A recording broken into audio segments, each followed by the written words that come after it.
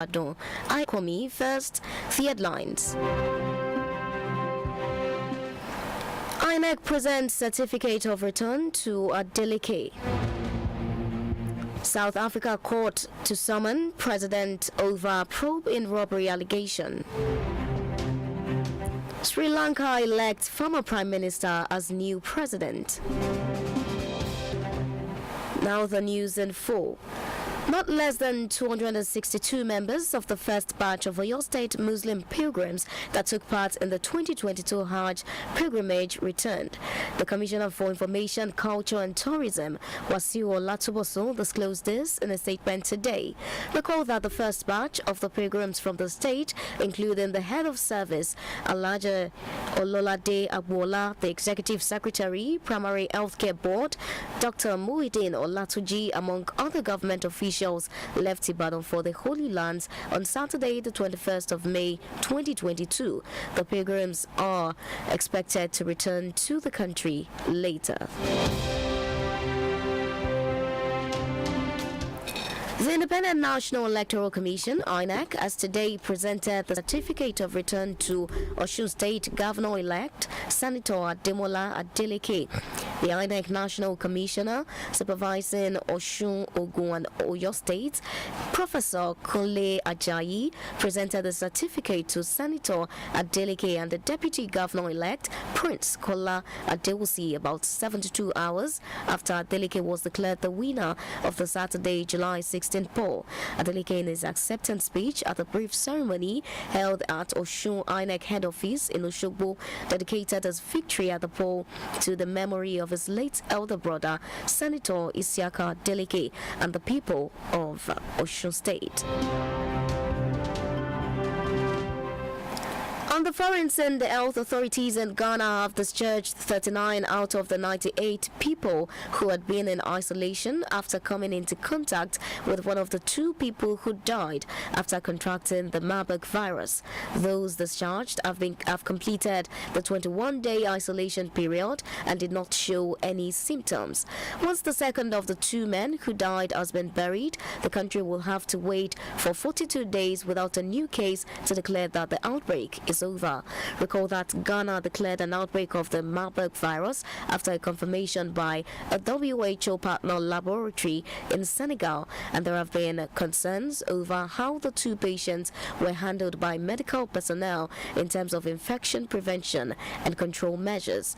Ghana, however, have introduced contact tracing and strict infection control measures, with teams also going into communities to make them aware of the symptoms and to ensure that they alert health authorities if any suspected cases emerge.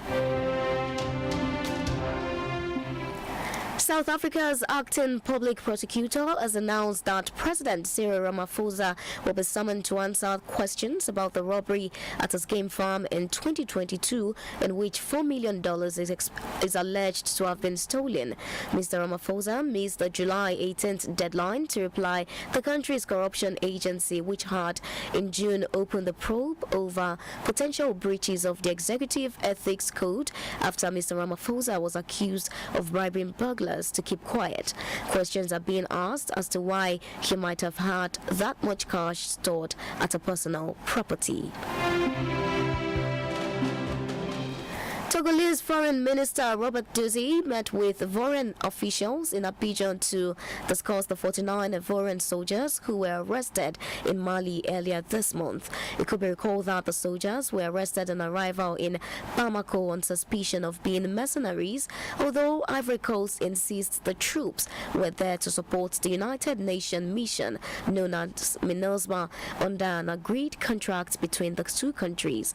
The junta in Mali, however, says its foreign ministry was not informed of the deployment via the official channels. Mr. Dozie, in a statement, indicated that the Ivorian president, Alassane Ouattara, and the Malian junta leaders wanted to preserve peace between their nations, adding that President Ouattara expressed his gratitude to the minister for the initiative to find a resolution to the matter.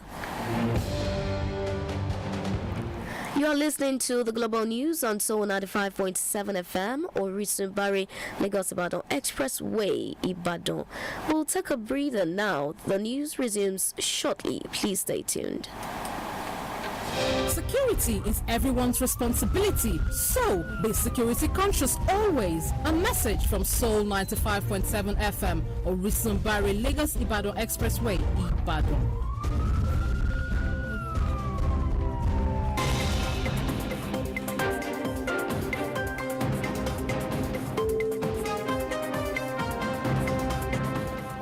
Welcome back. You are still listening to the Global News on Soul 95.7 FM or Bari Lagos Ibadan Expressway, Ibadan. Now to the rest of the news. Prime Minister Ranil Wickremesinghe has been elected as the country's new president by Sri Lanka's members of parliament despite his unpopularity with the public. Mr. Wickremesinghe defeated his main rival for the job, Julius Alaperuma, with 134 votes to 82 in the parliamentary vote.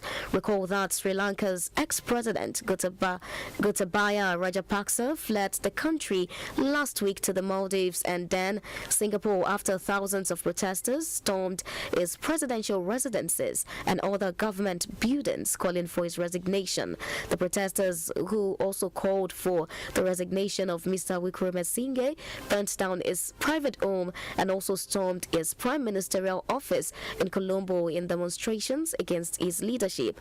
The president-elect now faces the task of leading the country out of its economic collapse and restoring public order after months of mass protests. Italian Prime Minister Mario Draghi has altered his plans to resign while calling for a new agreement to save his unity government from collapse. Mr. Draghi, who said it was impossible to ignore the call by Italians for the coalition to survive, told Italy's Senate a completely new agreement was the way forward. Recall that Mr. Draghi, the unelected ex-head of the European Central Bank, has led a unity government for 18 months and was due to step down next year ahead of elections.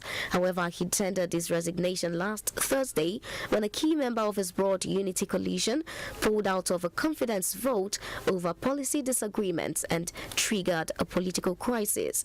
President Sergio Mattarella rejected his resignation, asking the 74-year-old Prime Minister to address Parliament this week. A confidence vote will take place today, which Draghi is likely to win.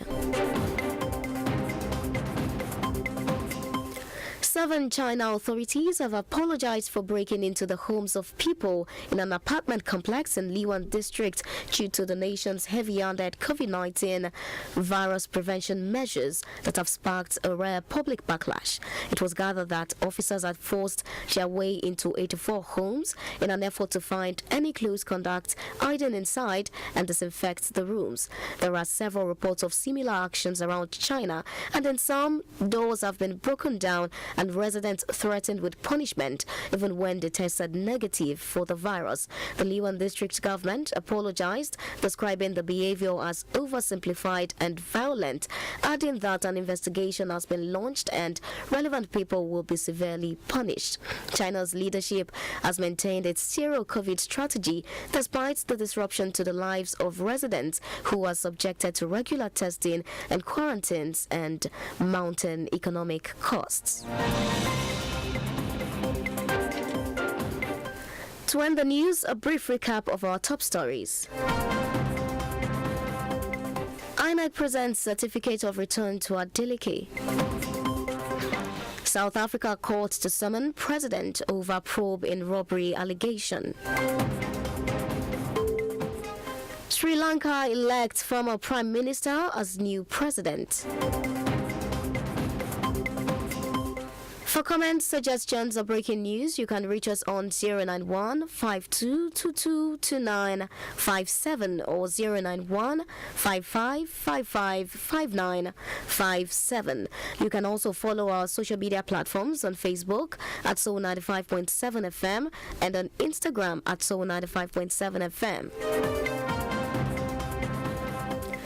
That ends the global news. I am Wuraola Olakomi. Thank you for listening. Good afternoon.